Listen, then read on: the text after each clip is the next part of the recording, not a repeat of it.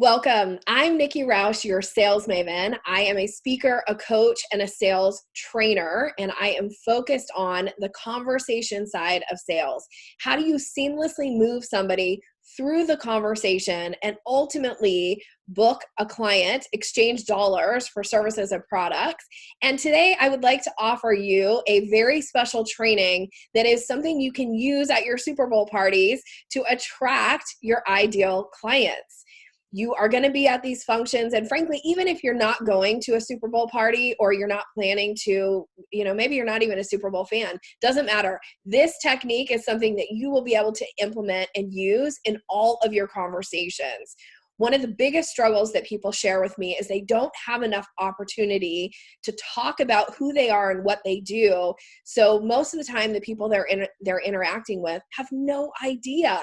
And if people don't know what you do, there's no chance they're going to hire you.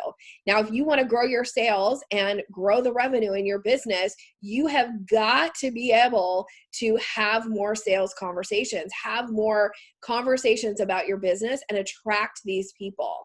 Now, before I go into the technique that I'm going to offer to you today that you will be able to immediately implement, I want to share a little bit about where this comes from. So I teach a 5-step process, and it's called the selling staircase. This is my signature framework on how to move somebody through the sales conversation. And this is something that I teach over and over again. I wrote a book about it. It's called The Selling Staircase, Mastering the Art of Relationship Selling. And the technique comes from step 2 in the process, which is around creating curiosity. Creating curiosity is that way that you start to open doors to have more business conversations and not just spend time talking about the weather and or talking about the sporting event that you're at. Right? So I actually worked with one of my VIP clients last year before her Super Bowl party, and she was able to use this very technique, and she booked 2 discovery calls at the Super Bowl party, and she was blown away. These were people she's known for years and never even thought that they would be interested in hiring her. And until she was able to implement this technique, they didn't even know they needed her. So this is something, again, that you'll be able to implement right away. Creating curiosity is about planting seeds. And one of the ways that you can create curiosity is plant a seed that allows for the other person to go, ooh, I would like more around that. So when I think about creating curiosity and when I teach creating curiosity, I often compare it to, it's the difference between how you call a dog and how you call a cat. Now that might sound crazy, so stick with me here. People who have dog calling energy, think about when you want to get your dog's attention or any dog's attention. Oftentimes we kind of change our approach and we do this thing where we'll go like, oh, come here, boy, or come here, girl, or let's go for a walk, right? And dogs love that energy. They get really like, ooh, we're going to do something fun. I totally want to play. And unfortunately, when you show up in conversations with people, they do not respond well to dog calling energy.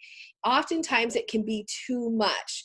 And usually it's a result of you being really excited about what you have going on, and you just want to share it with people, or you meet somebody and you know you can help them in some way.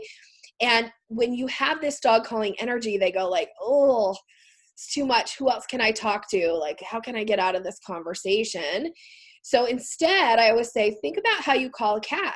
Now, if you want to get a cat's attention, oftentimes you just do this little thing where you go, here, kitty, kitty, here, kitty, kitty.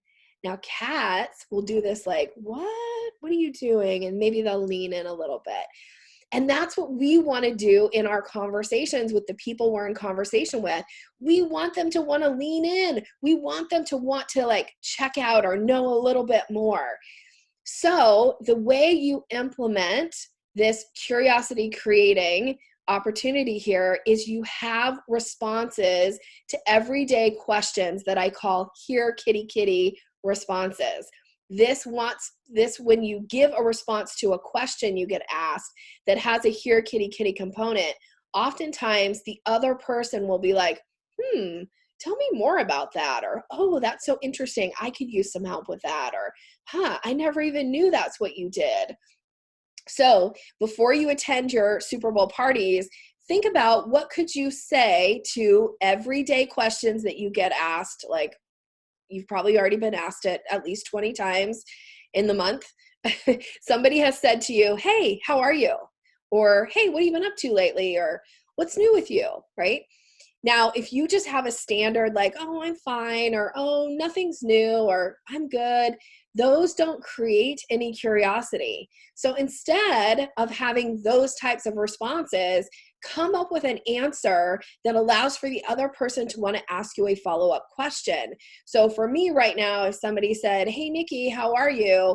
I'm not going to say fine. I'm going to say, oh, I am great. I'm just about to launch something brand new that will open the door for people who have never been exposed to me before to get exposed to the type of work that I do and allow for them to find their way to the Sales Maven Society. That might have somebody go like, well, what does that mean? Or, well, what do you do, Nikki? Or like, what's the Sales Maven Society? That opens the door for me to start to talk a little bit more about what I do.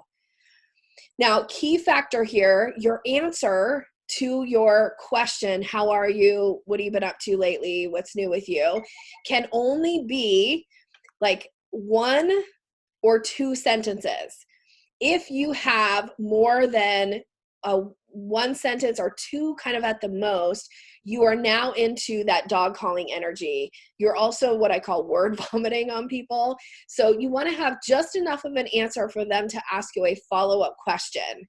You don't want to have like, here's everything you ever could possibly want to know about what I do, and now you probably want to hire me. And they're like, no, I don't. So instead, give them enough of an answer so that they can ask you a follow-up question, so that at some point what happens next is they start to go like, maybe I can use some help with sales, or wow, that's so interesting, Nikki. I've been struggling with my close ratio, and I'm wondering, is that something you help people with? Well, absolutely. Now I can invite them to the next step in the selling staircase, which is the discovery. But that only comes because I have done something to plant a seed and create some curiosity.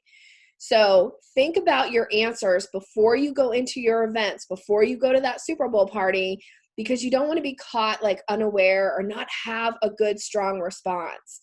So test the waters. Now, if they don't pick up on your curiosity creating statement, if they don't have a follow-up question, don't like stop them and go like, hey, I just created some curiosity and you didn't ask me a question. Like, just go on with the conversation. That's okay. You'll probably have another opportunity to try again at some point in that conversation, either with them or with someone new. That's okay.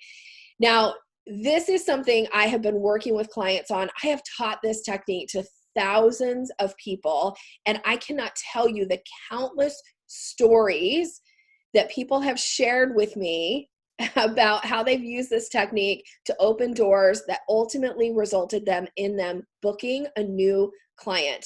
One of my private coaching clients just went to a girls' weekend, and she came back and she's like, you wouldn't believe, Nikki, I just booked 2 of my girlfriends on discovery calls with me. These are people I've known for years. I never thought they would hire me.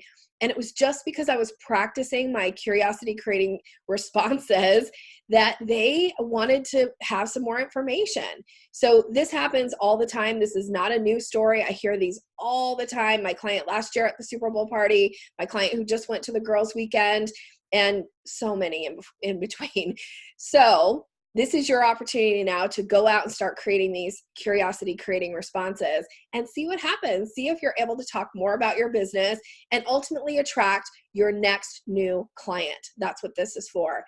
Now, in case you would like some support on your curiosity creating statement, you are invited to join my Sales Maven Society. This is my membership platform. This is where you get direct access to me to post your answers, and I will give you very specific feedback on how to strengthen your response and tweak it a little bit to make it even better. So join the Sales Maven Society now. There is a link in the comments so you can go and do that. And we talk about curiosity all the time in the Sales Maven Society. This is a monthly program. There are details there when you go to the link that'll share more about the program. We would love to have you. There's no long-term commitment. This is for people who are really invested in honing their conversation sales skills. So come join us. And for my Sales Maven Society members that are watching this, I want to hear what are your answers that you're going to be sharing this weekend at your functions, at your Super Bowl parties, to those questions so that you can start attracting more of your ideal clients. Thank you so much. Wishing you continued success. Take care.